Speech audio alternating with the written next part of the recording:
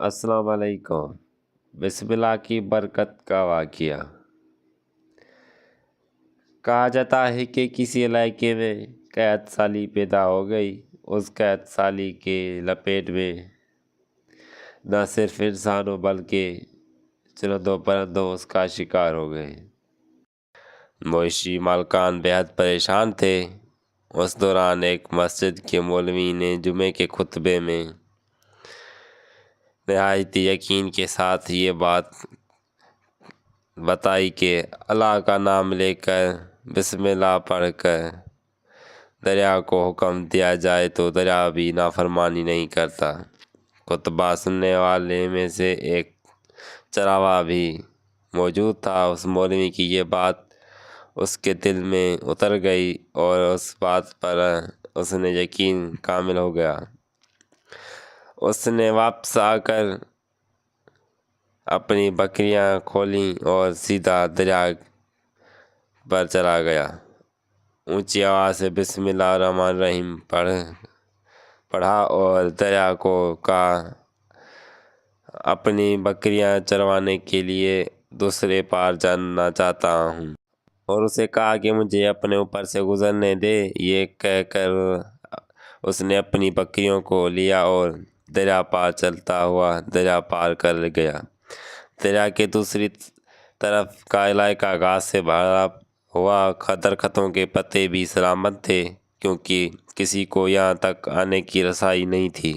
اس نے خوب اچھی طرح اپنی بکریوں کو سیر کروایا اور واپس لوٹایا۔ پھر یہ اس کا معمول بن گیا کہ وہ بکریاں پار چھوڑ کر واپس آ جانا اور شام کو جا کر بکریوں کو واپس لے آتا۔ اس کی بکریوں کا وزن دگنا چوگنا ہو گیا۔ لوگ چونک گئے اور اس سے پوچھا کہ وہ اپنی بکریوں کو کیا کھلاتا ہے۔ وہ سیدھا سادہ صاف دل نوجوان تھا۔ اس نے صاف بات بتا دی کہ جناب میں بسم اللہ الرحمن الرحیم پڑھ کر دریا پر چل کر اپنی بکریوں کو دوسری طرف چروانے لے جاتا ہوں۔ یہ بات سب نے سنی مگر کسی نے اس کا چرواہے کی بات پر یقین نہیں کیا کیونکہ یہ ناقابل یقین بات تھی۔ مگر بات ہوتے ہی مولوی صاحب کے پاس پہنچ گئے۔ مولوی صاحب نے اس چرواہے کو بلایا اور سارا ماجرا پوچھا۔ اس چرواہے نے مولوی صاحب کو ہی حوالہ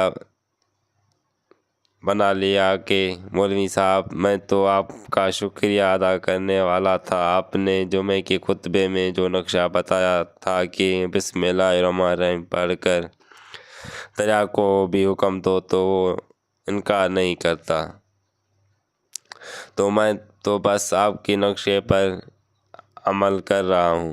مولوی صاحب حیرت سے اس کو چہرے کو دیکھے رہے۔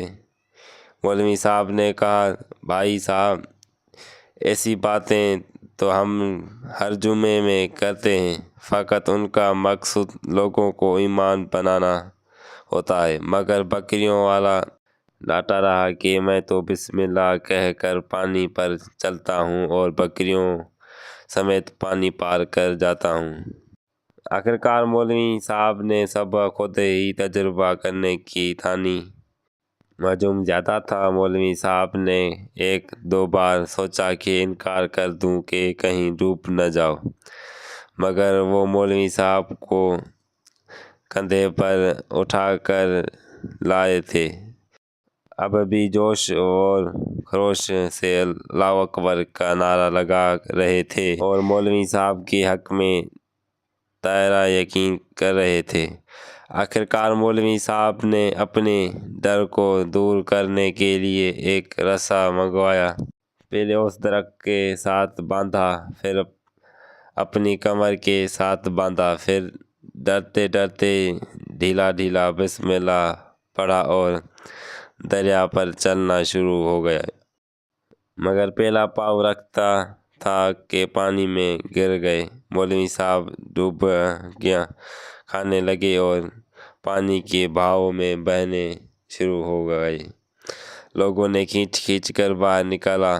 مولوی صاحب کی اس حرکت نے چرواہے کے پریشان کر دیا کہ مولوی صاحب کی بسم اللہ کو یہ کیا ہو گیا ہے، کیونکہ اس کا یہ روز کا معمول تھا۔ اس کے اپنے یقین میں کوئی فرق نہ آیا۔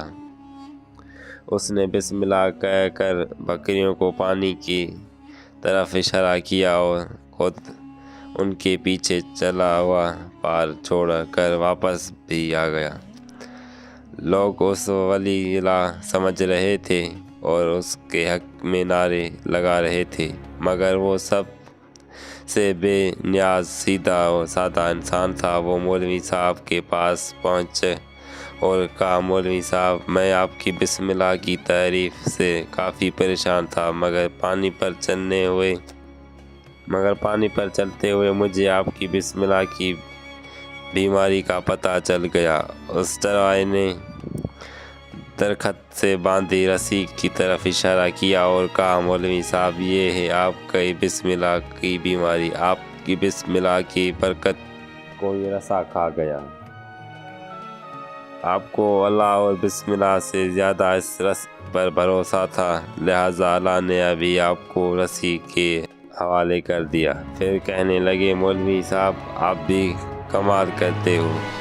میں نے آپ کے منہ سے سنا ہوا اور یقین کر لیا، اور اللہ نے میرے یقین کی لاج رکھ لی، مگر آپ نے اللہ کا کلام سن مگر یقین نہیں کیا، لہٰذا آپ کو اللہ نے رسوا کر دیا۔ محترم عزیز دوستو، یہ کچھ ہمارے حال ہیں۔ ہماری نمازوں اور دعاؤں کا حال بھی یقین سے خالی ہے۔